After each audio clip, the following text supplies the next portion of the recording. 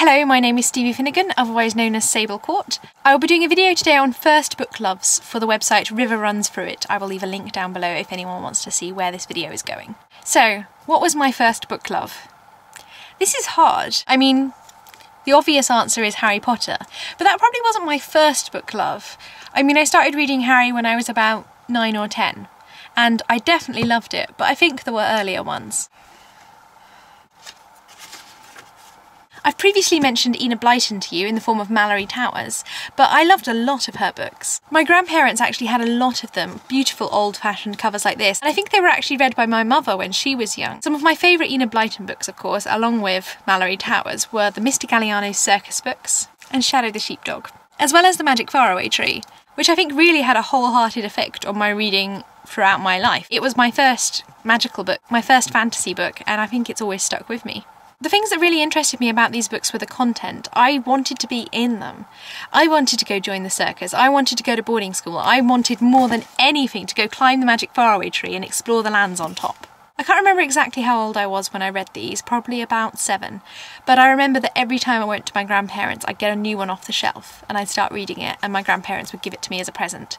And that way I gained a hell of a lot of books over the years. My other childhood loves were Roald Dahl. I loved Roald Dahl. I think I definitely saw myself as a Matilda. When adults were angry at you, you could imagine yourself being Matilda and getting your own back. I think actually my favourite Roald Dahl though was The Witches, which I don't seem to have a single copy of, but it's definitely in here. My parents got me this for, I think, my 7th birthday, maybe my 8th birthday. Rest assured, this has a hell of a lot of Roald Dahl in it. And I read it constantly. I loved how funny Roald Dahl's books were, how silly, how they always seemed to revolve around getting your own back on the adults. It gave a lot of power to children, and as a child, that's what I wanted. I loved Boy as a child, though. That goes back to the boarding school themes, I guess. I loved reading about the old-fashioned sweet shops and the hiding of dead mice. I definitely still recommend these books to people, especially working in my shop, and especially if people come to me with children who were about my age. They say they've got a child and they're trying to get them into reading, they're trying to get them excited about reading. These were the books that made me excited when I was young, and considering I'm on the 4th Malory Towers book now, still make me excited. One of the final questions on my list is, did you learn anything from these books? Of course I learned things from these books. Mainly, be good, or else you'll be eaten by a giant crocodile.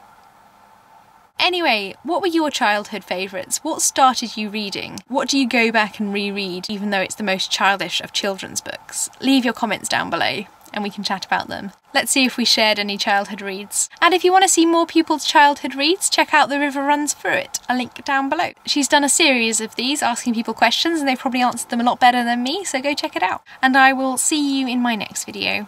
Bye guys.